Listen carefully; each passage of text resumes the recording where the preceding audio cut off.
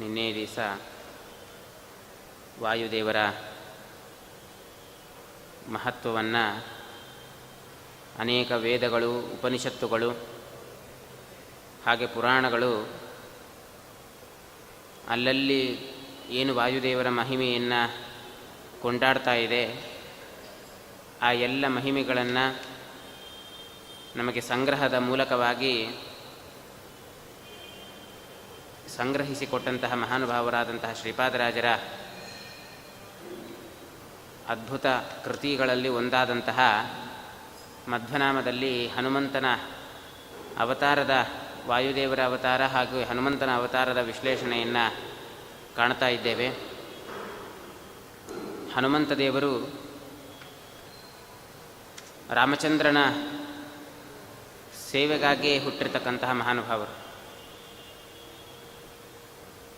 ತನ್ಮೂಲಕ ಇತರ ಜನರಲ್ಲಿ ಭಗವತ್ ಪ್ರಜ್ಞೆಯನ್ನು ಮೂಡಿಸುವಂತಹ ಕೆಲಸವನ್ನು ಹನುಮಂತ ದೇವರು ಮಾಡ್ತಾ ಇದ್ದಾರೆ ಅಂತ ನಾವು ನಿನ್ನೆ ದಿವಸ ಕಾಣ್ತಾ ಇದ್ದೇವೆ. ಹನುಮಂತನ ಸೇವೆಗಾಗಿ, ರಾಮಚಂದ್ರ ದೇವರ ಸೇವೆಗಾಗಿ ಹನುಮಂತ ಸೀತಾದೇವಿಯನ್ನು ಕಂಡು ಪುನಃ ರಾಮಚಂದ್ರನ ಪಾದಕ್ಕೆ ಎರಗಿ ಚೂಡಾಮಣಿಯನ್ನು ತಂದಿಟ್ಟಾಗ ರಾಮಚಂದ್ರ ದೇವರಿಗೆ ಎಷ್ಟು ಆನಂದ ಆಗಬೇಕು. ಇಷ್ಟು ಏಕಾಂತವಾದಂತಹ ಸೇವೆ, ಭಗವದ್ಭಕ್ತಿಯಿಂದ ಮಾಡಿರ್ತಕ್ಕಂತಹ ಸೇವೆಗೆ ರಾಮಚಂದ್ರ ದೇವರಿಗೆ ಏನು ಕೊಡಬೇಕು ಅಂತ ಅನ್ನಿಸ್ತಂತೆ.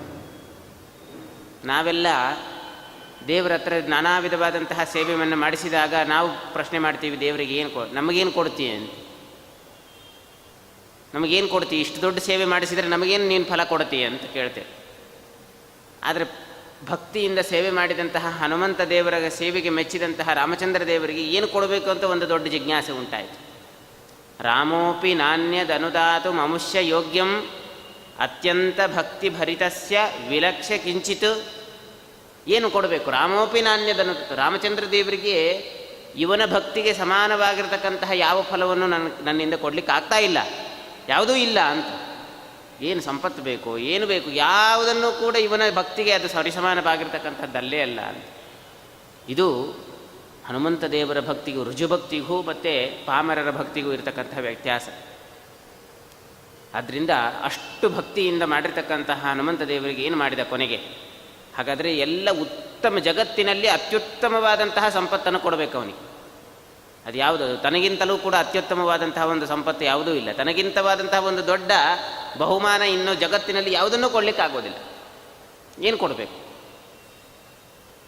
ಆದ್ದರಿಂದ ಇಂತಹ ಭಕ್ತಿಗೆ ಮೆಚ್ಚಿ ತನ್ನನ್ನು ತಾನೇ ಅರ್ಪಿಸಿಕೊಂಡಿದ್ದಾನೆ ಪರಮಾತ್ಮ. ಆಲಿಂಗನವನ್ನು ಕೊಟ್ಟಿದ್ದಾನೆ. ಸ್ವಾತ್ಮಪ್ರಧಾನಮಧಿಕಂ ಪವನಾತ್ಮಜಸ್ಯ.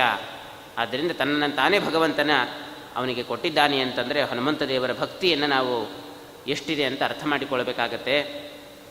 ಹೀಗೆ ಹನುಮಂತ ದೇವರ ಸೇವೆಗೆ ಮೆಚ್ಚಿದಂತಹ ಪರಮಾತ್ಮ ಪ್ರತಿಜ್ಞೆ ಮಾಡಿದ, ಎಲ್ಲಿ ಹನುಮಂತ ದೇವರನ್ನು ಬರಬರೇ ಹನುಮಂತ ದೇವರು ಯಾರೇ ಅವರನ್ನು ಆಶ್ರಯಿಸಲಿ ಅವರನ್ನು ನಾನು ಅನುಗ್ರಹ ಮಾಡ್ತೇನೆ ಅಂತ. ಅಷ್ಟು ಭಗವಂತನ ಅನುಗ್ರಹಕ್ಕೆ ಪಾತ್ರರಾಗಿರ್ತಕ್ಕಂಥವರು, ರಾಮಚಂದ್ರ ದೇವರ ಅನುಗ್ರಹಕ್ಕೆ ಪಾತ್ರರಾಗಿರ್ತಕ್ಕಂಥವರು ಹನುಮಂತ ದೇವರು. ಮುಂದೆ ಸಮುದ್ರದ ಎಲ್ಲ ಸಮುದ್ರ ಸೇತುವೆಯನ್ನು ಕಟ್ಟುವಂತಹ ಸಂದರ್ಭದಲ್ಲಿ ವಿಭೀಷಣ ಬರ್ತಾನೆ.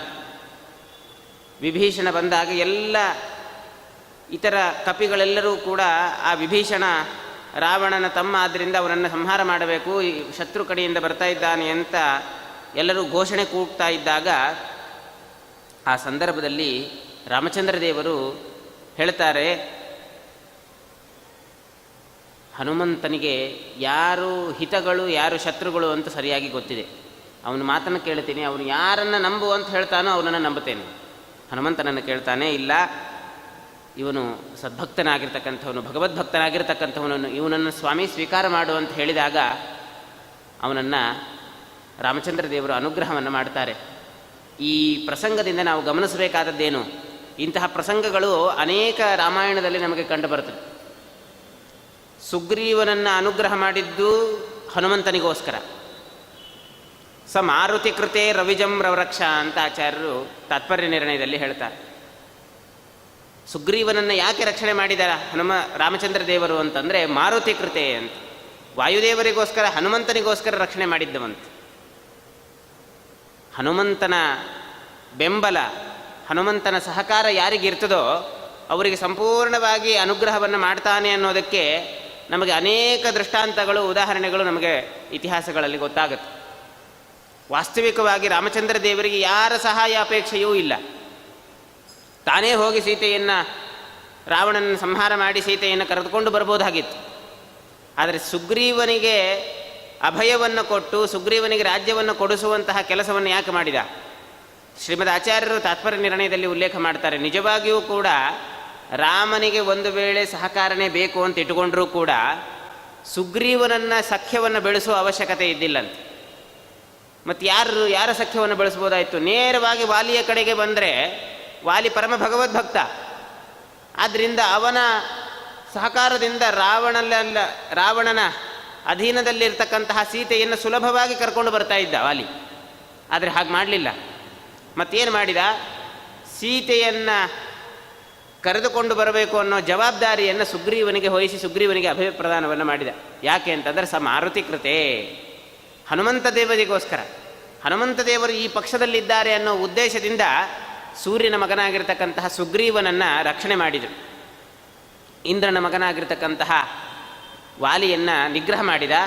ಸೂರ್ಯನ ಮಗನಾಗಿರ್ತಕ್ಕಂತಹ ಸುಗ್ರೀವನನ್ನು ರಕ್ಷಣೆ ಮಾಡಿದ. ಇದು ನಾವು ಕಂಡ್ರೆ ಇದೇ ದ್ವಾಪರ ಯುಗದಲ್ಲಿ ವ್ಯತ್ಯಾಸ ಆಗಿದೆ. ದ್ವಾಪರ ಯುಗದಲ್ಲಿ ಇಂದ್ರ ಅರ್ಜುನನ ಆಗಿ ಅವತಾರ ಮಾಡಿದ. ಸೂರ್ಯ ಅವನು ಸೂರ್ಯಾಂಶನಾಗಿ ಕರ್ಣನ ಅವತಾರ ಮಾಡಿದ. ಆದರೆ ಕರ್ಣ ದುಷ್ಟ ದುರ್ಯೋಧನಾದಿಗಳ ಸಹಕಾರವನ್ನು ಬೆಳೆಸಿದರ ಪ್ರಭಾವದಿಂದ ಪರಮಾತ್ಮನ ಸಹಕಾರ, ಕೃಷ್ಣನ ಅನುಗ್ರಹ ಸಿಗಲಿಲ್ಲ. ಅದೇ ಇಂದ್ರನ ಮಗನಾಗಿರ್ತಕ್ಕಂಥ ಅರ್ಜುನ ತಾನು ಭಗವಂತನ ಪಕ್ಷವನ್ನು, ಭಗವಂತನನ್ನು ಆಶ್ರಯಿಸ, ಆದ್ದರಿಂದ ಭೀಮನ ಬಲ, ವಿಶೇಷವಾಗಿ ಭೀಮನು ಆ ಪಾಂಡವರ ಪಕ್ಷದಲ್ಲಿದ್ದ ಅನ್ನೋ ಉದ್ದೇಶದಿಂದಲೇ ಅವರನ್ನು ರಕ್ಷಣೆ ಮಾಡಿದ ಅಂತ ಶ್ರೀಮದ್ ಆಚಾರ್ಯರು ನಿರ್ಣಯ ಕೊಡ್ತಾರೆ. ಆದ್ದರಿಂದ ನಾವು ಇವತ್ತು ಗಮನಿಸಬೇಕು, ಯಾವುದ್ಯಾವುದೋ ಬೇರೆ ಬೇರೆ ಗುರುಗಳ ಮತವನ್ನು ಅನುಸರಿಸೋದಕ್ಕಿಂತಲೂ ಕೂಡ ಶ್ರೀಮದ್ ಆಚಾರ್ಯರ ಮತವನ್ನು ಅನುಸರಿಸಿದರೆ ನೇರವಾಗಿ ಭಗವಂತನ ಹತ್ತಿರ ಕರ್ಕೊಂಡು ಹೋಗ್ತಾರಂತೆ. ಅದಕ್ಕೆ ರಾಘವೇಂದ್ರ ಗುರು ಸಾರ್ವಭೌಮರು ತಮ್ಮ ಪ್ರಾತಃ ಸಂಕಲ್ಪಗದಲ್ಲಿ ಹೇಳ್ತಾರೆ, ಯಾರು ಸಾಧನೆಯನ್ನು ಮಾಡಿ ಸಂಪೂರ್ಣವಾಗಿರ್ತಕ್ಕಂತಹ ತತ್ವಜ್ಞಾನವನ್ನು ಪಡೆದುಕೊಂಡ ಮೇಲೆ ಏನಾದರೂ 4 ಕಿಂಚಿತ್ ಪ್ರಾರಬ್ಧ ಕರ್ಮಗಳು ಉಳಿತು ಅಂತಂದರೆ, ಸಂಚಿತ ಪ್ರಾರಬ್ಧ ಕರ್ಮಗಳು ಉಳಿತು ಅಂತಂದರೆ ಅಂತಹ ಮನುಷ್ಯನನ್ನು, ಅಂತಹ ಸಾಧಕ ಜೀವಿಯನ್ನು ಕೂಡ ಭಗವಂತನ ಹತ್ರ ಕರ್ಕೊಂಡು ಹೋಗ್ತಾರಂತೆ. ತ್ವದಧೀನಂ ದೀನಂ ದೂನಂ ಅನಾಥಂ ಶರಣಾಗತಂ ಉದ್ಧರೇತಿ ವಿಜ್ಞಾಪನ ಕರ್ತೃಣಾಂ ಅಂತ ಹೇಳ್ತಾರೆ. ಇವನು ದೀನನಾಗಿ ಬಂದಿದ್ದಾನೆ, ಆದ್ದರಿಂದ ಇವನನ್ನು ಉದ್ಧಾರ ಮಾಡುವ ಸ್ವಾಮಿ ಅಂತ ನಮ್ಮ ಪರವಾಗಿ ರೆಕಮೆಂಡೇಶನ್ ಮಾಡ್ತಾರಂತೆ ವಾಯುದೇವರು. ಎಷ್ಟು ಬೇರೆ ಯಾರ್ಯಾರ್ದೋ ರೆಕಮೆಂಡೇಶನ್ ಸಿಗೋದಲ್ಲ, ಭಗವಂತನ ಹತ್ರ ನೇರವಾಗಿ ವಾಯುದೇವರ ಜೀವೋತ್ತಮರಾದಂತಹ ವಾಯುದೇವರು ರೆಕಮೆಂಡೇಶನ್ ಮಾಡಿದಾಗ ಮಾತ್ರ ಭಗವಂತ ತಕ್ಷಣ ಸ್ವೀಕಾರ ಮಾಡ್ತಾನಂತೆ ನಮಗೆ. ಯಾಕೆಂದರೆ ಆ ದೊಡ್ಡವರು ನಮ್ಮ ಬಗ್ಗೆ ಪ್ರಾರ್ಥನೆ ಮಾಡಿದಾಗ ಆ ಪ್ರಾರ್ಥನೆಗೆ ಒಂದು ದೊಡ್ಡ ಮಹತ್ವ ಅಂತ ಆಚಾರ್ಯರು ಹೇಳ್ತಾರೆ. ಉನ್ನತ ಪ್ರಾರ್ಥಿತ ಅಶೇಷ ಸಂಸಾಧಕಂ ಅಂತ. ನಮ್ಮ ಪರವಾಗಿ ಯಾರಾದರೂ ದೊಡ್ಡವರು ಪ್ರಾರ್ಥನೆ ಮಾಡಿದರೆ ಆವಾಗ ಬೇಗ ಫಲ ಸಿದ್ಧ ಆಗುತ್ತೆ ಅಂತ. ಅದಕ್ಕೆ ದೊಡ್ಡವರಿಗಿಂತಲೂ ದೊಡ್ಡವರು, ಜೀವೋತ್ತಮರಾಗಿರ್ತಕ್ಕಂತಹ ವಾಯುದೇವರು ನಮ್ಮ ಬಗ್ಗೆ ಪ್ರಾರ್ಥನೆ ಮಾಡಿದರೆ ಆವಾಗ ನಮ್ಮನ್ನು ಪರಮಾತ್ಮ ಖಂಡಿತವಾಗಿಯೂ ಕೂಡ ಸ್ವೀಕಾರ ಮಾಡ್ತಾನೆ ಅನ್ನೋದಕ್ಕೆ ನಾವು ಈ ಎಲ್ಲ ನಿದರ್ಶನಗಳನ್ನು ಕಾಣಬಹುದಾಗಿದೆ. ಈ ಉದ್ದೇಶದಿಂದ ವಿಭೀಷಣನ ಪ್ರಸಂಗವನ್ನು ನಾವು ಕಂಡಾಗ ಭೀಮಸೇನ ಹನುಮಂತ ದೇವರನ್ನು ನಾವು ಎಷ್ಟು ಆಶ್ರಯಿಸಿದರೆ ಅಷ್ಟು ಭಗವಂತನಿಗೆ ನಾವು ಹತ್ತಿರ ಆಗಲಿಕ್ಕೆ ಪ್ರಾರಂಭ ಆಗ್ತೇವೆ. ಈ ಸಂದೇಶವನ್ನು ನಾವು ತಿಳ್ಕೊಳ್ಬೋದಾಗಿದೆ. ನಂತರದಲ್ಲಿ ಎಲ್ಲ ಯುದ್ಧಗಳನ್ನು ಭಗವಂತನ ಅನುಗ್ರಹದಿಂದ ಸಂಪೂರ್ಣವಾದಂತಹ, ಲಕ್ಷ್ಮಣನಿಗೂ ಕೂಡ ಇಂದ್ರಜಿತ್ತು ಬಿಟ್ಟಂತಹ ಪಾಶದಿಂದ, ಸರ್ಪಾಸ್ತ್ರದಿಂದ ಮೋಹವನ್ನು ಹೊಂದಿದಾಗ ಸಂಜೀವಿನಿ ಪರ್ವತವನ್ನು ತಂದು ಬದುಕಿಸಿ ನಿಜವಾಗಿಯೂ ಕೂಡ ಜೀವೋತ್ತಮರು ಅಂತ ಜಗತ್ತಿಗೆ ಸಾರಿದಂತಹ ಮಹಾನುಭಾವರು ಎಲ್ಲ ಕಪಿಗಳೆಲ್ಲ ಮೂರ್ಛಿತರಾಗಿ ಬಿದ್ದಿದ್ದಾರೆ. ಆ ಅಸ್ತ್ರದ ಪ್ರಭಾವದಿಂದ ಕಪಿಗಳೆಲ್ಲ ಮೂರ್ಛಿತರಾಗಿ ಬಿದ್ದಿದ್ದಾರೆ. ಜಾಂಬವಂತನಿಗೆ ಸ್ವಲ್ಪ ವೈದ್ಯಶಾಸ್ತ್ರದ ಪರಿಚಯ ಇತ್ತು, ಆದ್ದರಿಂದ ಸ್ವಲ್ಪ ಮೂರ್ಛೆ ಪ್ರಭಾವದಿಂದ ಹೇಳ್ತಾನೆ, ಬಂದು ಕೇಳ್ತಾನೆ, ಹನುಮಂತ ಬದುಕಿದ್ದಾನೋ ಇಲ್ಲೋ, ಹನುಮಂತ ಎದ್ದಿದ್ದಾನೋ ಇಲ್ಲೋ ಅಂತ. ಹನುಮಂತ ಎದ್ದಿದ್ರೆ ಸಾಕು, ಎಚ್ಚರದಿಂದ ಇದ್ದರೆ ಸಾಕು, ನಾವೆಲ್ಲ ಬದುಕಿದ್ದ ಹಾಗೆ. ಜೀವೋತ್ತಮರಾಗಿರ್ತಕ್ಕಂತಹ ವಾಯುದೇವರು ನಮ್ಮಲ್ಲಿದ್ದರೆ ಸಾಕು, ನಾವೆಲ್ಲ ನಿಜವಾಗಿಯೂ ಕೂಡ ಬದುಕಿದ ಹಾಗೆ. ಆದ್ದರಿಂದ ಜಾಂಬವಂತ ಹೇಳ್ತಾನಂತೆ, ಹನುಮಂತ ಬದುಕಿದ್ರೆ ಸಾಕು, ಹನುಮಂತ ಇದ್ದರೆ ಸಾಕು, ನಾವೆಲ್ಲ ಬದುಕ್ತೇವೆ, ಏನೂ ಚಿಂತೆ ಇಲ್ಲ.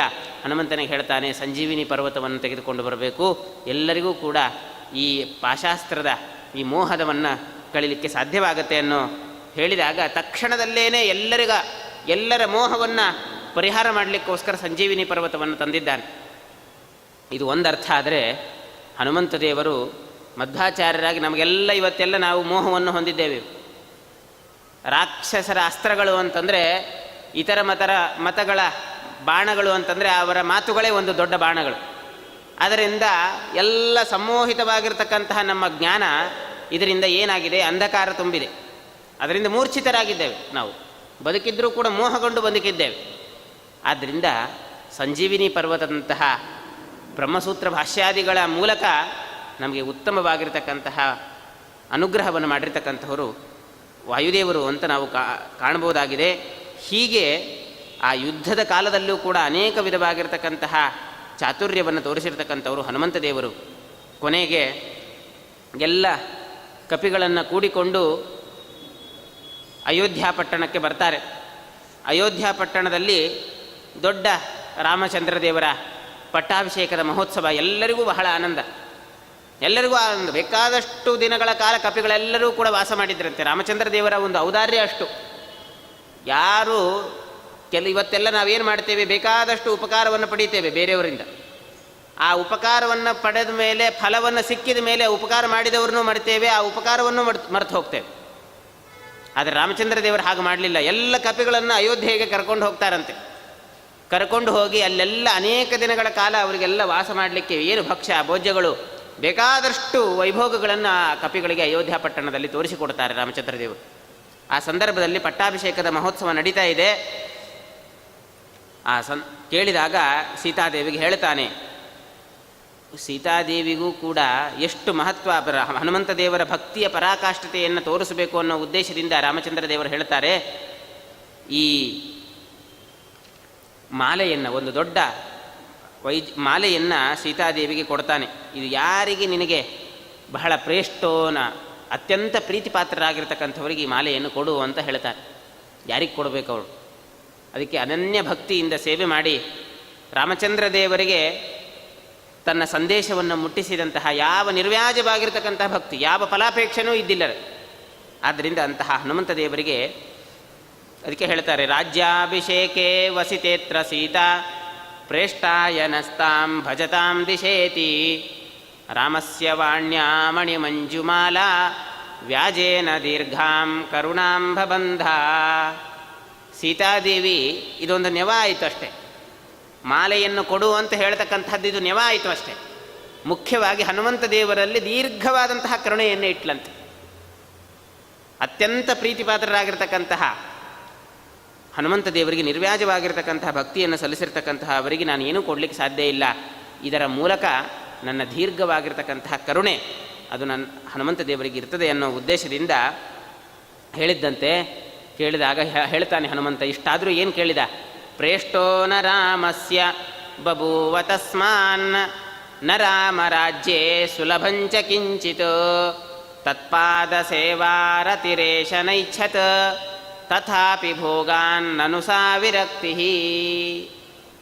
ಆ ಸೀತಾದೇವಿಯ ಕರುಣೆ, ರಾಮಚಂದ್ರ ದೇವರು ಬೇಕಾದ ಫಲಗಳನ್ನು ಕೊಡ್ತೇನೆ ಅಂತ ಹೇಳಿದ್ರು. ಆದರೆ ಹನುಮಂತ ದೇವರು ಯಾವ ಫಲವೂ ಬೇಡ, ನಿನ್ನ ವಿಸ್ಮೃತಿ ಅನ್ನೋದು ಯಾವತ್ತಿಗೂ ಕೂಡ ವಿಸ್ಮೃತಿಯನ್ನು ಯಾವತ್ತಿಗೂ ಕೂಡ ಕೊಡಬೇಡ ಅಂತ ಪ್ರಾರ್ಥನೆ ಮಾಡ್ತಾ ಇದ್ದಾರಂತ. ಅದನ್ನೇ ಹೇಳ್ತಾರೆ, ಪ್ರೇಷ್ಠೋ ನರಾಮ ತತ್ಪಾದ ಸೇವಾ ರತಿರೇಶನ ಇಚ್ಛದ್. ಭಗವಂತನ ಪಾದ ಸೇವೆಯನ್ನು ನಿರಂತರವಾಗಿ ನಮಗೆ ಅನುಗ್ರಹ ಮಾಡ್ತಾ ಇರು, ಅದನ್ನು ಯಾವತ್ತಿಗೂ ನನಗೆ ಕರುಣಿಸ್ತಾ ಇರು.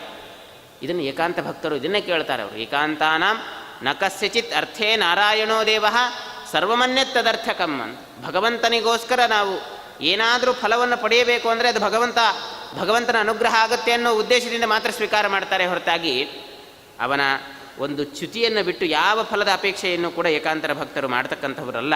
ಆದ್ದರಿಂದ ನಿಜವಾದಂತಹ ವಿರಕ್ತಿ ಅಂತಂದರೆ ಹನುಮಂತ ದೇವರದು ಅಂತ ಹೇಳ್ತಾರೆ. ಆದ್ದರಿಂದ ನನು ಸಾ ವಿರಕ್ತಿ.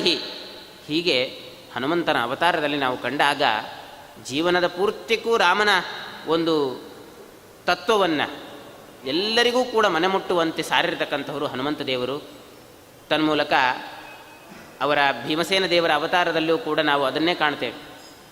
ಭೀಮಸೇನ ದೇವರು ಅವತಾರ ಮಾಡಿದ್ದೇ ಧರ್ಮ, ಜ್ಞಾನ, ವೈರಾಗ್ಯ ಇವುಗಳನ್ನೆಲ್ಲ ಬೋಧನೆ ಮಾಡಲಿಕ್ಕೋಸ್ಕರನೇ ಅವತಾರ ಮಾಡಿದ್ದು. ಕುಂತಿದೇವಿಗೆ ಪಾಂಡುರಾಜ ಕೇಳ್ತಾನೆ, ಧರ್ಮರಾಜನ ನನ್ನ ಮಗನನ್ನಾಗಿ ಪಡೆದಿದ್ದೇವೆ, ರಾಜ್ಯದಲ್ಲಿ ಧರ್ಮವನ್ನು, ರಾಜ್ಯ ಸುಖಕರವಾಗಿರಬೇಕು ಅಂದರೆ ಮೊದಲಿಗೆ ಧರ್ಮ ಬೇಕು. ಧರ್ಮ ನೆಲೆಸಿದರೆ ರಾಜ್ಯ ತನ್ನಷ್ಟು ತಾನೇ ಸುಖವಾಗಿ ನೆಲೆಸ್ತದೆ. ಆದರೆ ಆ ಧರ್ಮದ ರಕ್ಷಣೆಗೆ, ಆ ಧರ್ಮವನ್ನು ಸರಿಯಾಗಿ ತಿಳಿದುಕೊಂಡು ಧರ್ಮವನ್ನು ಸರಿಯಾಗಿ ನಡೆಸ್ತಕ್ಕಂಥ ಒಬ್ಬ ವ್ಯಕ್ತಿ ಬೇಕಲ್ಲ. ಧರ್ಮ ಇರಬೇಕು, ಆ ಧರ್ಮವನ್ನು ಸರಿಯಾಗಿ ತಿಳಿದುಕೊಂಡು ಅದನ್ನು ನಡೆಸಿಕೊಂಡು ಹೋಗುವಂತಹ ಒಬ್ಬ ವ್ಯಕ್ತಿ ಬೇಕು. ಆ ಧರ್ಮದ ಜ್ಞಾನ, ಅದಕ್ಕೆ ಕಾಪಾಡುವಂತಹ ಬಲ ಮತ್ತು ವೈರಾಗ್ಯ ಇವೆಲ್ಲವೂ ಇರ್ತಕ್ಕಂತಹ ಒಬ್ಬ ಮಗ ಬೇಕು. ಅಂತಹ ಮಗನನ್ನು ಪಡಿ ಅಂತ ಹೇಳಿದಾಗ ಕುಂತಿದೇವಿ ಇಂತಹ ಧರ್ಮದ ಜ್ಞಾನವನ್ನು ಪಡೆದಿರತಕ್ಕಂತಹ ದೇವತೆಗಳಲ್ಲಿ ವಾಯುದೇವರಿಗಿಂತಲೂ ಕೂಡ ಬೇರೆ ಅಧಿಕರಾಗಿರ್ತಕ್ಕಂಥ ಯಾವ ದೇವರನ್ನು ಕೂಡ ಕಾಣೋದಿಲ್ಲ. ಆದ್ದರಿಂದ ವಾಯುದೇವರನ್ನು ಕರೀತಾಳಂತೆ. ವಾಯುದೇವರನ್ನು ಕರೆದಾಗ ವಾಯುದೇವರು ಬಂದು ಬರ್ತಾರೆ. ಆದ್ದರಿಂದ ಭೀಮಸೇನ ದೇವರು ಅವತಾರ ಮಾಡಿದ್ದೇ ವಿಶಿಷ್ಟವಾದಂತಹ ಭಾಗವತದ ಧರ್ಮವನ್ನು ಜನರಿಗೆ ಎಂಥದ್ದು ಭಾಗವತ ಧರ್ಮ ಅಂತ ತಿಳಿಸ್ಲಿಕ್ಕೋಸ್ಕರ ಅವರ ಜೀವನ ಚರಿತ್ರೆಯಲ್ಲೆಲ್ಲ ಬರ್ತದೆ. ಪರಿಶುದ್ಧವಾದಂತಹ ಭಾಗವತ ಧರ್ಮ ಅಂದರೆ ಯಾವುದು, ಅದನ್ನು ತಮ್ಮ ಜೀವನದಲ್ಲಿ ತೋರಿಸಿಕೊಟ್ಟಂಥವರು ಭೀಮಸೇನ ದೇವರು. ಆದ್ದರಿಂದ ಭೀಮಸೇನ ದೇವರು ಅದಕ್ಕೋಸ್ಕರ ಭೀಮ ಅಂತ ಹೆಸರು. ಅದಕ್ಕೆ ವ್ಯಾಖ್ಯಾನಕಾರರು ಬರೀತಾರೆ, ಭೀ ಅನ್ನೋ ಶಬ್ದಕ್ಕೆ ಏನರ್ಥ, ಸಂಸಾರದ ಭೀತಿಯನ್ನು ಯಾರು ಸಜ್ಜನರಾಗಿರ್ತಕ್ಕಂತಹ ಜೀವರಿರ್ತಾರೆ, ಅಂತಹ ಸಜ್ಜನರಾಗಿರ್ತಕ್ಕಂತಹ ಸಾಧಕ ಜೀವರಿಗೆ ಸಂಸಾರದ ಭೀತಿಯನ್ನು ಅವರಿಗೆ ಪಡೆಯಬಾರ್ದು ಅನ್ನೋದನ್ನು ತಿಳಿಸ್ಲಿಕ್ಕೋಸ್ಕರ ಭೀಮಸೇನ ದೇವರ ಅವತಾರ ಆಗಿದೆ ಅಂತ. ಭೀ ಅಂದರೆ ಭಯ, ಸಂಸಾರದ ಭಯ, ಅದನ್ನು ಯಾರೂ ಕೂಡ ಮಾಡಬೇಡ್ರಿ ಅನ್ನೋದನ್ನು ತಿಳಿಸ್ಲಿಕ್ಕೋಸ್ಕರ ಭೀಮಸೇನ ದೇವರ ಅವತಾರ ಆಗಿದೆ ಅಂತ ಹೇಳ್ತಾರೆ. ಇನ್ನೊಂದು ಅರ್ಥ, ಭೀ ಅನ್ನೋ ಶಬ್ದಕ್ಕೆ ಜ್ಞಾನ ಅಂತ ಅರ್ಥ. ಅದನ್ನು ಸಂಪೂರ್ಣವಾಗಿ ಪಡೆದಿರತಕ್ಕಂಥವ್ರು, ಎಲ್ಲ ವಿಧವಾಗಿರ್ತಕ್ಕಂತಹ ಭೃತಮೋ ಭೀಮ ಇತ್ಯುಕ್ತೋ ವಾಚೋಮಾ ಮಾತರ ಸ್ಮೃತಃ.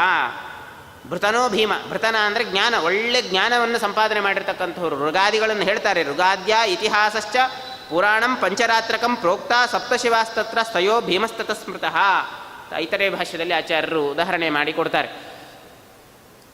ಅಂತಹ ಭೀಮಸೇನ ದೇವರ ಒಂದು ಸಂಪೂರ್ಣವಾಗಿರ್ತಕ್ಕಂತಹ ಜ್ಞಾನ, ಭಗವತ್ ತತ್ವದ ನಿಷ್ಠೆ, ಇದನ್ನು ನಾವು ಅವರ ಅವತಾರಗಳಲ್ಲಿ ಕಾಣ್ತೇವೆ. ಅದನ್ನೇ ಶ್ರೀಪಾದರಾಜರು ಆಮಾರುತನೆ ಭೀಮನೆನೆಸಿ ದ್ವಾಪರದಲ್ಲಿ ಸೋಮಕುಲದಲ್ಲಿ ಜನಿಸಿ ಪಾರ್ಥರೊಡನೆ ಭೀಮವಿಕ್ರಮ ರಕ್ಕಸರ ಮುರಿದೊಡ್ಡಿದ ಆ ಮಹಿಮ ನಮ್ಮ ಕುಲಗುರುರಾಯನು. ಅಂತಹ ರಾಕ್ಷಸರ ಸಂಹಾರ ಮಾಡುವ ಮೂಲಕ ನಿಜವಾಗಿರ್ತಕ್ಕಂತಹ ಭಾಗವತ ಧರ್ಮ ಇವನ್ನು ತಿಳಿಸಿಕೊಟ್ಟು ಜಗತ್ತಿಗೆ ಅನುಗ್ರಹವನ್ನು ಮಾಡಿರ್ತಕ್ಕಂತಹ ಮಹಾನುಭಾವರು ಭೀಮಸೇನ ದೇವರು. ಪ್ರಾರಂಭದಲ್ಲಿ ನಾವು ಭೀಮನ ಚರಿತ್ರೆಯನ್ನು ನೋಡಿದಾಗ ಒಂದು ವಿಶಿಷ್ಟವಾದಂತಹ ವ್ಯಕ್ತಿತ್ವವನ್ನು ಕಾಣ್ತೇವೆ. ಒಂದು ಮಹಾಭಾರತದಲ್ಲಿ ಭೀಮನ ಚರಿತ್ರೆ ಒಂದು ವಿಶಿಷ್ಟವಾದಂತಹ ವ್ಯಕ್ತಿತ್ವ ಉಳ್ಳಂತಹದ್ದು.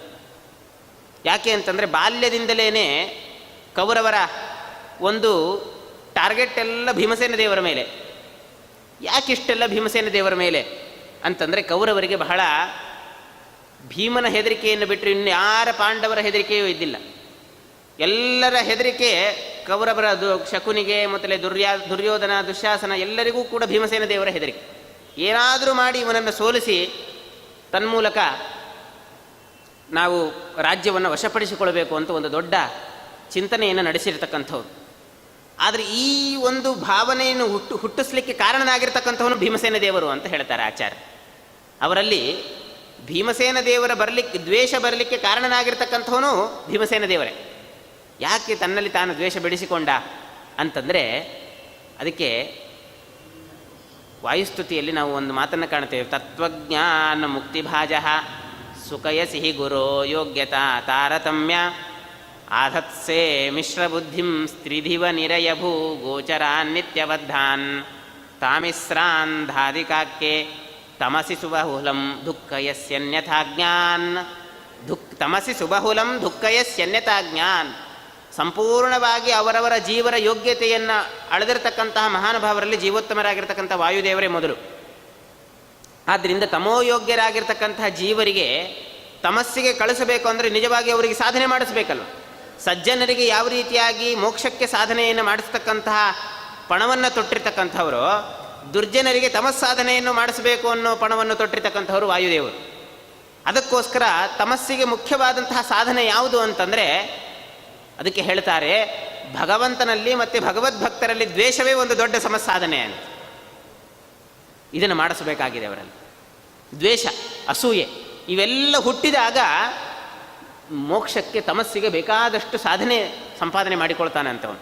ನಾವು ಎಚ್ಚರದಿಂದ ಇರಬೇಕು. ಇವತ್ತು ಯಾರಾದರೂ ವೈಷ್ಣವರನ್ನು, ಭಗವದ್ಭಕ್ತರನ್ನು ನಿಂದನೆ ಮಾಡ್ತೀವಿ, ಆದರೆ ಎಷ್ಟು ತಮಸ್ಸಾಧನೆಯನ್ನು ಮಾಡಿಕೊಳ್ತೀವಿ. ಎಷ್ಟೇ ಪುಣ್ಯಗಳನ್ನು ಸಂಪಾದನೆ ಮಾಡಿರಿ, ಎಷ್ಟೇ ವ್ರತಾಚರಣೆಗಳನ್ನು ಮಾಡಿದ್ರಿ, ಒಬ್ಬ ವೈಷ್ಣವನನ್ನು, ಒಬ್ಬ ಹರಿಭಕ್ತನನ್ನು ನಿಂದನೆ ಮಾಡಿದರೆ ನಾವು ಮಾಡಿದಂತಹ ಎಲ್ಲ ಪುಣ್ಯಕರ್ಮಗಳು ನಾಶವಾಗಿ ತಮಸ್ಸಿಗೆ ಸಾಧನೆ ಆಗುತ್ತೆ ಅನ್ನೋ ಒಂದು ತತ್ವವನ್ನು ತಿಳಿಸಿಕೊಡ್ತಾರೆ ಆಚಾರ್ಯ. ಆದ್ದರಿಂದ ಈ ಅಸೂಯೆ, ತಮೋಯೋಗ್ಯರಾಗಿರ್ತಕ್ಕಂತಹ ದುರ್ಯೋಧನ ದುಶ್ಯಾಸನಾದಿಗಳಿಗೆ ಈ ಅಸೂಯವನ್ನು ಬೆಳೆಸಬೇಕಲ್ವ. ಈ ಉದ್ದೇಶದಿಂದಲೇ ಬಾಲ್ಯದಿಂದಲೇ ಬರೇ ದ್ವೇಷ ಬರಬೇಕು ಅಂದರೆ ಮೊದಲಿಗೆ ಅಸೂಯೆ ಬರಬೇಕು. ಅಸೂಯೆ ಇದ್ದಾಗ ಅವರಲ್ಲಿ ದ್ವೇಷ ಬರಲಿಕ್ಕೆ ಸಾಧ್ಯ ಆಗುತ್ತೆ. ಯಾರಾದರೂ ನಮಗಿಂತಲೂ ಕೂಡ ಹೆಚ್ಚಿನ ಸಂಪತ್ತನ್ನು ಪಡೆದಾಗ ಅಸೂಯೆ ಹುಡ್ತದೆ ಮೊದಲಿಗೆ. ಆವಾಗ ಆ ಅಸೂಯೆದ ಪರಾಕಾಷ್ಠತೆಯನ್ನು ಹೊಂದಿ ಅವ್ರಿಗೆ ಏನಾದರೂ ಮಾಡಬೇಕು ಅಂತ ಮನೋಭಾವನೆ ಬೆಡ್ದಾಗ ಅದು ದ್ವೇಷ ಉಂಟಾಗಲಿಕ್ಕೆ ಪ್ರಾರಂಭ ಆಗುತ್ತೆ. ಈ ಉದ್ದೇಶದಿಂದ ಭೀಮಸೇನ ದೇವರು ಏನು ಮಾಡಿದರು, ಮೊದಲಿಗೆ ಅಸೂಯೆ ಹುಟ್ಟಿಸಬೇಕು ಅನ್ನೋ ಉದ್ದೇಶದಿಂದ ಬಾಲ್ಯದಲ್ಲಿ ತಮ್ಮ ಕ್ರೀಡೆಗಳಿಂದಲೇ ಅವರಿಗೆ ಅಸೂಯೆಯನ್ನು ಹುಟ್ಟಿಸಲಿಕ್ಕೆ ಪ್ರಾರಂಭ ಮಾಡಿದ್ದಾರೆ. ಏನು ಮಾಡ್ತಾ ಇದ್ದಾರೆ, ಹೇಗಾದರೂ ಮಾಡಿ ಎಲ್ಲ ಆಟಗಳಲ್ಲಿ ಆಟಕ್ಕೆ ಕರೆಯೋದು, ಬರ್ರಿ ಎಲ್ಲರೂ ಒಟ್ಟಿಗೆ ಆಟ ಆಡೋಣ ಅಂತ ಭೀಮಸೇನ ದೇವರು ಎಲ್ಲರನ್ನೂ ಕೂಡ ಕೌರವರನ್ನು ಕರೆದು 100 ಮಂದಿ ಕೌರವರು, ಪಾಂಡವರು ಎಲ್ಲ ನಿಂತಿದ್ದಾರೆ, ಆಟ ಆಡೋಣ ಅಂತ ಕರೆದು ಬೇಕಾದಷ್ಟು ಏನು ದೊಡ್ಡ ಓಟದ ಆಟವನ್ನು ಇಟ್ಟಿದ್ದಾನಂತೆ ಭೀಮಸೇನ ದೇವರು. ಏನು ಮಾಡಬೇಕು, ದೂರದಲ್ಲಿ ಇರತಕ್ಕಂತಹ ಒಂದು ಮರದಲ್ಲಿ ಬೇಕಾದಷ್ಟು ಹಣ್ಣುಗಳಿದೆ, ಯಾರು ಮೊದಲಿಗೆ ಹೋಗಿ ಆ ಮರದಲ್ಲಿರ್ತಕ್ಕಂಥ ಹಣ್ಣು ತಿಂತಾರೋ ಅವರು ವಿಜಯಿಗಳಾಗ್ತಾರೆ ಅಂತ ಒಂದು ದೊಡ್ಡ ಇದನ್ನಿಡ್ತಾನೆ. ತಕ್ಷಣದಲ್ಲಿ ಏನು ಮಾಡ್ತಾನೆ ಭೀಮಸೇನ ದೇವರು, ಎಲ್ಲರೂ ಓಡಿ ಓಡಿ ಪಾಪ ಭೀಮಸೇನ ದೇವರಿಗೆ ಇದಕ್ಕೆ ಸಾಧ್ಯನೇ ಇಲ್ಲ ಅಂತ ಅಂದ್ಕೊಳ್ತಾರೆ. ಯಾಕೆ, ಸ್ಥೂಲಕಾಯ ಆದ್ದರಿಂದ ಓಡಲಿಕ್ಕೆ ಶಕ್ಯ ಇಲ್ಲ, ನಾವೆಲ್ಲ ಕೃಷಕಾಯ ಉಳ್ಳವರಾಗಿದ್ದೀವಿ, ಆದ್ದರಿಂದ ಬೇಗ ಓಡಿ ಹೋಗಿ ತಿಂದುಬಿಡ್ಬೋದು, ಇದರಲ್ಲಿ ಭೀಮಸೇನ ದೇವರು ಸೋಲ್ತಾರೆ ಅಂತ ಪಾಪ ತನ್ನ ಸೋಲನ್ನು ತಾನೇ ತಂದುಕೊಂಡಿದ್ದಾನೆ ಅಂತ ಎಲ್ಲರೂ ಕೌರವರು ಭಾವಿಸಿದ್ರು. ತಕ್ಷಣದಲ್ಲಿ ಏನು ಮಾಡಿದ ಭೀಮಸೇನ ದೇವರು, ಎಲ್ಲರೂ ಓಡಬೇಕಾದ್ರೆ ಒಂದೇ ಹೆಜ್ಜೆಯಿಂದ ಅಲ್ಲಿಗೆ ಹಾರ್ತಾನಂತೆ. ಹಾರಿ ಅಲ್ಲಿ ನಿಂತು ಬಿಡ್ತಾನೆ, ಇವರು ಬರೋಕ್ಕಿಂತ ಮುಂಚೆ ನಿಂತು ಬಿಡ್ತಾನೆ. ಯಾವ ಕೆಲಸವನ್ನು ಹಣ್ಣನ್ನು ತಿನ್ನೋದಿಲ್ಲ. ಏನು ಮಾಡ್ತಾನೆ, ಆಯಿತು ಅಂತ ಎಲ್ಲರೂ ಓಡಿ ಶ್ರಮಪಟ್ಟು ಓಡಿ ಬಂದು ಹಣ್ಣನ್ನು ಸ್ವೀಕಾರ ಮಾಡಲಿಕ್ಕೆ ನಿಂತಿದ್ದಾರಂತೆ. ಎಲ್ಲರೂ ಮರ ಹತ್ತಿದ್ದಾರೆ. ಏನು ಮಾಡ್ತಾನೆ, ಮರ ಹತ್ತಿದಾಗ ಪಾಂಡವರಿಗೆ ಅಂತಾನೆ, ನೀವು ಸುಮ್ಮನೆ ಹತ್ತಬೇಡ್ರಿ, ಇಲ್ಲೇ ಇದ್ದಿರಿ, ನಾನೆಲ್ಲ ನಿಮ್ಗೆ ಹಣ್ಣು ಕೊಡಿಸ್ತೇನೆ ಅಂತ ಹೇಳಿ ಎಲ್ಲ ಕೌರವರು ಮರ ಹತ್ತಿದಾಗ ಒಂದು ಬಾರಿ ಮರವನ್ನು ಅಳಗಾಡಿಸಿದಾಗ, ಸಂಪೂರ್ಣವಾಗಿ ಅಳಗಿಸಿದಾಗ ಎಲ್ಲ ಹಣ್ಣು ಸಮೇತ ಆ ಕೌರವರೆಲ್ಲರೂ ಕೂಡ ಭೂಮಿಗೆ ಬಿದ್ದಿದ್ದಾರಂತೆ. ಎಲ್ಲ ಹಣ್ಣನ್ನು ಸ್ವೀಕಾರ ಮಾಡಿದ್ದಾನೆ, ಪಾಂಡವರಿಗೂ ಕೊಟ್ಟಿದ್ದಾನೆ. ಹೀಗೆ ಮಾಡ್ತಾ ಮಾಡ್ತಾ ಅಸೂಯೆಯನ್ನು ಬೆಳೆಸಲಿಕ್ಕೆ ಕಾರಣ ಮಾಡ್ತಾ ಇದ್ದಾನೆ ಈ ಆಟದ ಮೂಲಕ. ಆದ್ದರಿಂದ ಈ ಕ್ರಮವಾಗಿ ಒಂದೊಂದು ಆಟದಲ್ಲಿ ಮಕ್ಕಳಿಗೆ ಬಾಲ್ಯದಲ್ಲೇನೆ ಈ ಅಸೂಯದ ಬುದ್ಧಿ ಹುಡ್ತು ಅಂತಂದರೆ ಮುಂದಿನ ಇದರಲ್ಲಿ ದ್ವೇಷ ಉಂಟಾಗಲಿಕ್ಕೆ ಕಾರಣ ಆಗುತ್ತೆ ಅನ್ನೋದಕ್ಕೆ ಕೌರವರೇ ಸಾಕ್ಷಿ. ಹೀಗೆ ಅನೇಕ ವಿಧವಾಗಿರ್ತಕ್ಕ ಹೇಗಾದರೂ ಮಾಡಿ ಭೀಮಸೇನ ದೇವರನ್ನು ಸಂಹಾರ ಮಾಡಬೇಕು ಅಂತ ಬಾಲ್ಯದಲ್ಲೇ ಅವರಿಗೆ ಚಿಂತನೆ, ದ್ವೇಷದ ಒಂದು ಪರಿಪಕ್ವತೆ ಅನ್ನೋದು ಉಂಟಾಗಲಿಕ್ಕೆ ಸಾಧ್ಯವಾಯಿತು. ಏನು ಮಾಡಿದರು ಕೊನೆಗೆ, ಹಾಗಾದರೆ ಭೀಮಸೇನ ದೇವರನ್ನು ಸಂಹಾರ ಮಾಡಿಸಬೇಕು, ಇವರನ್ನು ಮುಗಿಸಿದರೆ ನಮಗೆ ಎಲ್ಲದರಲ್ಲೂ ಜಯ ಸಿಗುತ್ತೆ, ಇವನಿರೋ ತನಕ ನಮಗೆ ಗೆಲ್ಲಲಿಕ್ಕೆ ಸಾಧ್ಯವಾಗುವುದಿಲ್ಲ ಅಂತ. ಎಲ್ಲ ಆಟದಲ್ಲೂ ಕೂಡ ಅವನ ಆಟಗಳು ಹೇಗಿತ್ತು ಅಂತ ಶ್ರೀಪಾದರಾಜರು ವರ್ಣನೆ ಮಾಡ್ತಾರೆ. ಕರದಿಂದ ಶಿಶುಭಾ ಹೇಳ್ತಾರೆ, ಮುಂದೆ ಹರಿಗಳನ್ನು ಹಸಿದುರಗಗಳ ಮ್ಯಾಲೆ ಬಿಡಲದನೊರಿಸಿದ ಅರಗಿನ ಮನೆಯಲ್ಲಿ ಅಂತ, ಅವನನ್ನು ಸಾಯಿಸಬೇಕು ಅಂತ ಬೇಕಾದಷ್ಟು ಸರ್ಪಗಳನ್ನು, ಅಂದರೆ ಹಲಾಹಲ ವಿಷವನ್ನು ಪಾನ ಮಾಡಿರ್ತಕ್ಕಂತಹ ಸರ್ಪಗಳನ್ನು ಬಂದು ಅವನ ಮೇಲೆ ಬಿಡ್ತಾ ಇದ್ರಂತೆ ಮಲ್ಕೊಂಡಾಗ ಬಿಟ್ಟರೆ ಅವನೇನು ಮಾಡ್ತಾನೆ, ಮೈ ಮೇಲೆ ಏನಾದರೂ ಒಂದು ದಾರದ ಹಾಗೆ ನಮಗೆ ಮೈ ಮೇಲೆ ಬಂತಂದರೆ ತೆಗೆದು ಹೋಗುತ್ತೀವಲ್ವ, ಹಾಗೆ ಅವನಿಗೆ ಆ ಸರ್ಪಗಳನ್ನೆಲ್ಲ ಸಂಪೂರ್ಣ ಸರ್ಪಗಳ ಮಾಲೆಯನ್ನು ಹಾಕಿದರೆ ಅವನಿಗೆ ಹಾಗೆ ತಿರುಗಿ ಬಿಸಾಕಿದ್ನಂತೆ. ಆ ಸರ್ಪಗಳು ಕೂಡ ಏನು ಮಾಡಲಿಕ್ಕಾಗೋದಿಲ್ಲ. ಮತ್ತು ವ್ಯಾಘ್ರಗಳು, ಸಿಂಹಗಳು ಎಲ್ಲವನ್ನೂ ಕೂಡ ಬಿಟ್ಟಿದ್ದಾರೆ ಭೀಮಸೇನ ದೇವರ ಮೇಲೆ. ಅವೆಲ್ಲವನ್ನೂ ಕೂಡ ಒಳ್ಳೆ ಬೆಕ್ಕಿನ ಜೊತೆಗೆ ಆಟ ಆಡುವ ಹಾಗೆ ಆಡಿ ಅದನ್ನೆಲ್ಲ ನಾಶ ಮಾಡಿದ್ದಾನಂತೆ. ಪುರೇ ಕುಮಾರಾನ್ ಅಲಸಾನ್ ವಿಹಾರಾನ್ ನಿರೀಕ್ಷ್ಯ ಸರ್ವಾನಪಿ ಮಂದಲೀಲಃ ಕೈಶೋರಲೀಲಾಂ ಹತಸಿಂಹಸಂಗಾಂ ವನೇ ಪ್ರವೃತ್ತಾಂ ಸ್ಮರತಿ ಸ್ಮ ಸೂಕ್ತಃ. ಎಲ್ಲ ಕೈಶೋರ ಲೀಲಾಂ ಹತಸಿಂಹ, ಬಾಲ್ಯದ ಕ್ರೀಡೆಗಳೇ ಅವನಿಗೆ ವ್ಯಾಘ್ರ ಮೊದಲಾಗಿರ್ತಕ್ಕಂಥ ಜೊತೆಗೆ ಇವೆಲ್ಲ ಆಗ್ತಾಯಿತ್ತು. ಕೊನೆಗೇನು ಮಾಡಿದರು, ಆ ಸರ್ಪಗಳಾಗೋದಿಲ್ಲ ಅಂತ ಹೇಳಿ ಕುರುಪ ಗರಳವನಿಕ್ಕೆ ನೆರೆ ಉಂಡು ತೇಗಿ ಅಂತ, ಗರಳವನ ವಿಷವನ್ನೇ ಪ್ರಾಶನ ಮಾಡಿಸ್ಬೇಕು ಅಂತ ದೊಡ್ಡ ಭಕ್ಷ್ಯ ಭೋಜ್ಯಾದಿಗಳನ್ನು ಮಾಡಿಸಿ ಅದರಲ್ಲಿ ವಿಷವನ್ನು ಮಾಡಿಸಿರ್ತಾರಂತೆ. ಆ ವಿಷವನ್ನು ಶಕುನಿ ತಂದು ಕೊಟ್ಟಿರ್ತಾನೆ ಭೀಮನಿಗೋಸ್ಕರ. ಅದನ್ನು ಶುಕ್ರಾಚಾರ್ಯರ ಹತ್ರ ಬೇಡಿ ತಂದಿರ್ತಾನೆ ಶಕುನಿ. ಶುಕ್ರಾಚಾರ್ಯರು ರುದ್ರದೇವರ ಹತ್ರ ಒಂದಿಷ್ಟು ತಪಸ್ಸನ್ನು ಮಾಡಿ ಆ ವಿಷವನ್ನು ಇಟ್ಕೊಂಡಿರ್ತಾರೆ, ಹಾಲಾಹಲ ವಿಷವನ್ನು ಇಟ್ಕೊಂಡಿದ್ದಾಗ ರುದ್ರದೇವರಿಂದ ತಪಸ್ಸನ್ನು ಮಾಡಿ ಶುಕ್ರಾಚಾರ್ಯರು ಪಡೆದಿದ್ದರೆ ಶುಕ್ರಾಚಾರ್ಯರ ಹತ್ರ ಬಂದು ಶಕುನಿ ಸ್ವೀಕಾರ ಮಾಡಿರ್ತಾನೆ. ಆ ಶಕುನಿಯಿಂದ ಈ ದುರ್ಯೋಧನಾದಿಗಳು ಆ ವಿಷವನ್ನು ತರ್ತಾರೆ. ತಂದಾಗ ಈ ವಿಷಪ್ರಾಶನವನ್ನು ಮಾಡಿಸಬೇಕು ಅಂತ ಬೇಕಾದಷ್ಟು ಭಕ್ಷ್ಯ ಭೋಜ್ಯಗಳನ್ನು ಮಾಡಿಸಿ ಆ ಭೀಮಸೇನ ದೇವನಿಗೆ ವಿಷಪ್ರಾಶನವನ್ನು ಮಾಡಿಸ್ತಾ ಇದ್ದಾರಂತೆ.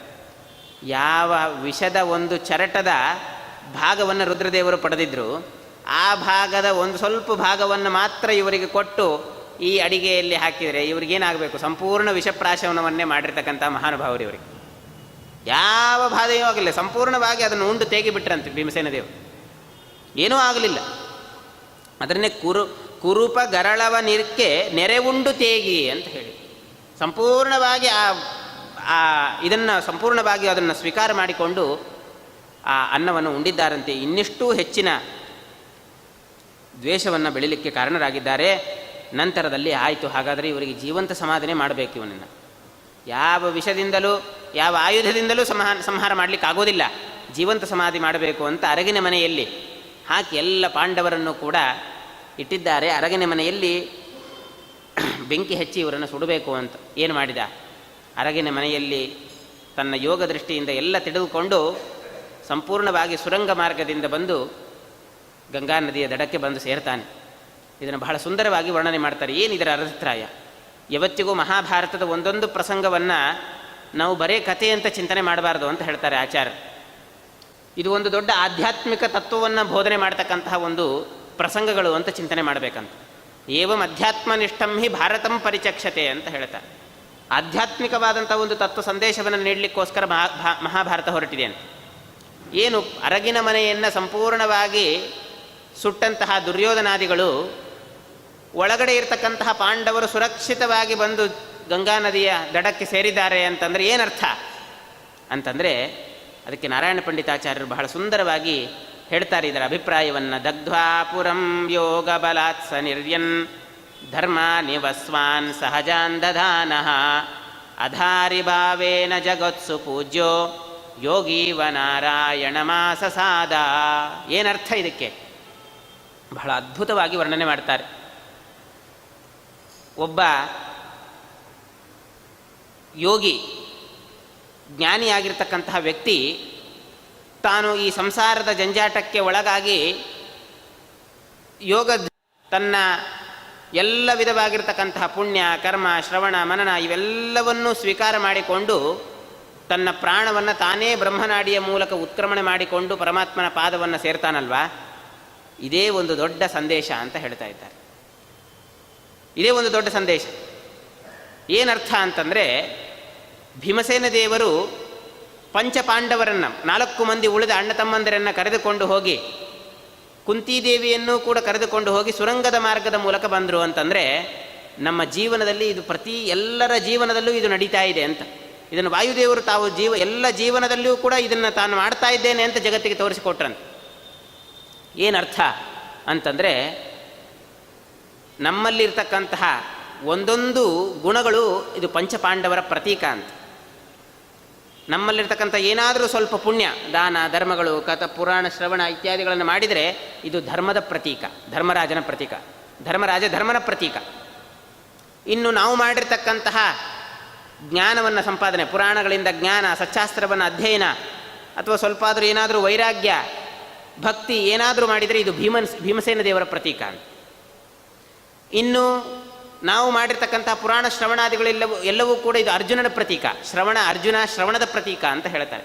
ಅದಕ್ಕೆ ಭಗವದ್ಗೀತೆಯನ್ನು ಸಂಪೂರ್ಣ ಕೃಷ್ಣ ಪರಮಾತ್ಮನಿಂದ ಶ್ರವಣ ಮಾಡಿರ್ತಕ್ಕಂತಹ ಮಹಾನುಭಾವ ಅರ್ಜುನ, ಅವನು ಶ್ರವಣದ ಪ್ರತೀಕ. ಇನ್ನು ನಕುಲ ಮತ್ತು ಸಹದೇವರು ಇದು ನೀತಿ ಮತ್ತು ವಿನಯಕ್ಕೆ ಪ್ರತೀಕರು. ಹೀಗೆ ನಮ್ಮಲ್ಲಿರ್ತಕ್ಕಂತಹ ಈ ಎಲ್ಲ ಗುಣಗಳನ್ನು ನಮ್ಮಲ್ಲಿಯೂ ಕೂಡ ಪಾಂಡವರು ಕೌರವರು ನಿತ್ಯವಾಗಿ ನೆಲೆಸಿದ್ದಾರೆ. ನಮ್ಮಲ್ಲಿರ್ತಕ್ಕಂಥ ದುರ್ಗುಣಗಳೆಲ್ಲ ಬರೀ ಕೌರವರೇ. ನಮ್ಮ ಜೀವನವನ್ನು ನಾಶ ಮಾಡಲಿಕ್ಕೋಸ್ಕರನೇ ಕಾಯ್ತಾ ಇರ್ತದೆ. ದುರ್ಗುಣಗಳು ನಮ್ಮ ಜೀವನವನ್ನು ಅಧಪ್ಪತನವನ್ನು ಉಂಟು ಮಾಡಲಿಕ್ಕೆ ಕಾರಣೀಕರ್ತರಾಗಿರ್ತಾರೆ. ಆದ್ದರಿಂದ ಇಂತಹ ಪಾಂಡವರಿಗೂ ಕೌರವರಿಗೂ ನಿತ್ಯವಾಗಿ ಕಲಹ ಆಗ್ತಾ ಇರ್ತದೆ ನಮ್ಮ ಜೀವನದಲ್ಲಿಯೂ ಕೂಡ. ಆದರೆ ಏನು ವ್ಯತ್ಯಾಸ ಅಂತಂದರೆ, ಮಹಾಭಾರತ ಯುದ್ಧದಲ್ಲಿ ಕೌರವರ ಪಾಂಡವರ ಯುದ್ಧದಲ್ಲಿ ಪಾಂಡವರಿಗೆ ಜಯ ಸಿಕ್ತು. ನಮ್ಮ ಜೀವನದಲ್ಲಿ ಆಗ್ತಕ್ಕಂತಹ ಈ ದುರ್ಗುಣ ಮತ್ತು ಸದ್ಗುಣಗಳ ಒಂದು ಏನು ಕಲಹ ಇದೆ, ಈ ಕಲಹಗಳಿಗೆ ದುರ್ಗುಣಗಳಿಗೆ ಜಯ ಸಿಗ್ತದೆ. ಅನ್ನಿಸ್ತದೆ ಉಪನ್ಯಾಸಕ್ಕೆ ಹೋಗಲೋ ಬೇಡೋ ಅಂತ ಚಿಂತನೆ ಮಾಡ್ತಾ ಇರ್ತಾನೆ. ಒಮ್ಮೆ ಹೋಗೋಣ ಅಂತ ಅನಿಸುತ್ತೆ, ಒಮ್ಮೆ ಬೇಡ ಅಂತ ಅನಿಸುತ್ತೆ. ಕೊನೆಗೇನು ಮಾಡ್ತದೆ, ಯಾಕೆ ಬಿಡು ಧಾರಾವಾಹಿ ಬರ್ತದಲ್ಲ ಇವತ್ತು, ನಾಳೆ ಹೋದರೆ ಆಯಿತು, ಏನಾದರೂ ಒಂದು ಕಾರಣ ಕೊಟ್ಟು ಬಿಡ್ತೀವಿ. ಹಾಗಾದರೆ ಕೊನೆಗೆ ಸಿಗೋದು ಎಲ್ಲಿಗೆ? ದುರ್ಗುಣಗಳಿಗೆ ಜಯ ಸಿಗೋದು ನಮಗೆ. ನಮ್ಮ ಪರಿಸ್ಥಿತಿ ಹಾಗಿರ್ತದೆ. ಹಾಗಾಗಬಾರ್ದು ಅಂತ. ಅದಕ್ಕೆ ಭೀಮಸೇನ ದೇವರನ್ನು ನಂಬಿದರೆ ನಮ್ಮಲ್ಲಿರ್ತಕ್ಕಂತಹ ಏನು ಪುಣ್ಯಗಳು, ಶ್ರವಣ, ನಾವು ಮಾಡಿರ್ತಕ್ಕಂತಹ ಸತ್ಕರ್ಮಗಳು, ಇವು ಎಲ್ಲವನ್ನೂ ಕೂಡ ಸ್ವೀಕಾರ ಮಾಡಿಕೊಂಡು ನಮ್ಮನ್ನು ಸುರಂಗದ ಮಾರ್ಗದ ಮೂಲಕ ಗಂಗಾ ನದಿ ದಡಕ್ಕೆ ಸೇರಿದರು. ಅಂದರೆ ಏನರ್ಥ ಅಂತಂದರೆ, ಬ್ರಹ್ಮನಾಡಿಯ ಮೂಲಕ ಜೀವನನ್ನು ವಾಯುದೇವರು ಕರ್ಕೊಂಡು ಹೋಗಿ ಪರಮಾತ್ಮನ ಪಾದಕ್ಕೆ ಬಿಡುತ್ತಾರೆ ಅನ್ನೋ ಸಂದೇಶವನ್ನೇ ಈ ಅರಗಿನ ಮನೆಯ ದೃಷ್ಟಾಂತದಿಂದ ನಮಗೆ ತಿಳಿಸಿಕೊಡ್ತಾ ಇದ್ದಾರೆ ಭೀಮಸೇನ ದೇವರು. ಆದ್ದರಿಂದ ನಾವು ಇನ್ನೂ ಪಾಂಡವರನ್ನು ನಮ್ಮ ಜೀವನದಲ್ಲಿ ಪಾಂಡವರಂತೆ ಇರತಕ್ಕಂತಹ ಸದ್ಗುಣಗಳನ್ನು ಬೆಳೆಸಿಕೊಳ್ಬೇಕು ಯಾವತ್ತಿಗೂ. ದುರ್ಯೋಧನಾದಿಗಳಂತೆ ದುರ್ಗುಣಗಳನ್ನು ಬೆಳೆಸಿಕೊಂಡ್ರೆ ನಮ್ಮ ಜೀವನವನ್ನು ಅಧಪ್ಪತನಕ್ಕೆ ತೆಗೆದುಕೊಂಡು ಹೋಗ್ತೇವೆ ನಾವೇ. ಈ ಉದ್ದೇಶದಿಂದ ನಮಗೆ ಈ ಒಂದು ಸಂದೇಶವನ್ನು ನಾರಾಯಣ ಪಂಡಿತಾಚಾರ್ಯರು ಮಹಾಭಾರತದ ಪ್ರಸಂಗದ ಮೂಲಕ ನಾವು ತಿಳಿದುಕೊಳ್ಬೇಕು ಅಂತ ತಿಳಿಸಿಕೊಡ್ತಾ ಇದ್ದಾರೆ. ಆದ್ದರಿಂದ ನಮ್ಮ ಏನೇನು ಸತ್ಕರ್ಮಗಳಿದೆ, ಆ ಸತ್ಕರ್ಮಗಳನ್ನೆಲ್ಲ ಭಗವಂತನಿಗೆ ಸಮರ್ಪಣೆ ಮಾಡ್ತಕ್ಕಂತಹದ್ದೇ ಮುಖ್ಯವಾಗಿ ವಾಯುದೇವರು. ಅದಕ್ಕೆ ಹೇಳ್ತಾರೆ, ಸಮರ್ಪ್ಯ ಕೃತ್ಯಾನಿ ಕೃತೀಕೃತಾನಿ ವ್ಯಾಸಾಯ ಭೂಮ್ನೆ ಸುಕೃತಾನಿ ತಾವತ್ ಕರಿಷ್ಯಮಾಣಾನಿ ಚ ತಸ್ಯ ಪೂಜಾಂ ಸಂಕಲ್ಪಯಾಮಾಸ ಶುದ್ಧ ಬುದ್ಧಿ. ತಮ್ಮ ಕರ್ಮವನ್ನೂ ಕೂಡ ತಾವೇ ಭಗವಂತನಿಗೆ ಸಮರ್ಪಣೆ ಮಾಡತಕ್ಕಂಥವ್ರು, ಇನ್ನೊಬ್ಬರ ಕರ್ಮವನ್ನೂ ಕೂಡ ಭಗವಂತನಿಗೆ ಸಮರ್ಪಣೆ ಮಾಡ್ತಕ್ಕಂಥವ್ರು ವಾಯುದೇವರೇ. ನಾವೇನೇ ಕರ್ಮಗಳನ್ನು ಮಾಡಲಿ ಆ ಕರ್ಮವನ್ನು ಭಾರತೀಯ ರಮಣ ಮುಖ್ಯ ಪ್ರಾಣ ಅಂತಲೇ ಹೇಳಿ ಮಾಡಬೇಕಲ್ವ. ಯಾಕೆ ಅಂತಂದರೆ ನಮ್ಮ ಕರ್ಮವನ್ನು ಸಮರ್ಪಣೆ ಮಾಡ್ತಕ್ಕಂಥ ಮುಖ್ಯಾಧಿಕಾರಿಗಳೇ ವಾಯುದೇವರು. ಅದು ದುಷ್ಕರ್ಮ ಇದ್ದರೆ ಅದಕ್ಕೆ ತಕ್ಕದಾದಂತಹ ಫಲವನ್ನು ಕೊಡ್ತಾರೆ, ಸತ್ಕರ್ಮ ಇದ್ದರೆ ಆ ಕರ್ಮಕ್ಕೆ ಫಲವನ್ನು ಕೊಟ್ಟು ಭಗವಂತನ ಕಡೆಗೆ ನಮ್ಮನ್ನು ಕರ್ಕೊಂಡು ಹೋಗ್ತಕ್ಕಂಥವರೇ ಮುಖ್ಯವಾಗಿ ವಾಯುದೇವರು. ಆದ್ದರಿಂದ ನಾವು ಇಂತಹ ಕರ್ಮದ ಸಮರ್ಪಣೆಯ ಮನೋಭಾವದಲ್ಲಿ ನಾವು ಚಿಂತನೆ ಇರಬೇಕು. ಏನು ಅಂತಂದರೆ, ವಾಯುದೇವರು ನಮ್ಮ ಕರ್ಮಗಳನ್ನು ಮಾಡಿಸ್ತಾ ಇದ್ದಾರೆ. ಆ ಕರ್ಮಗಳನ್ನು ಮಾಡಿಸಿ ತನ್ಮೂಲಕ ಆ ಭಗವತ್ ಪ್ರಜ್ಞೆಯನ್ನು ನಮಗೆ ಜಾಗರೂಕಗೊಳಿಸುವಂತಹ ಮಹಾಕಾರ್ಯವನ್ನು ವಾಯುದೇವರು ಮಾಡ್ತಾ ಇದ್ದಾರೆ ಅನ್ನೋ ಸಂದೇಶವನ್ನು ನಮಗೆ ತಿಳಿಸಿಕೊಡ್ತಾ ಇದ್ದಾರೆ.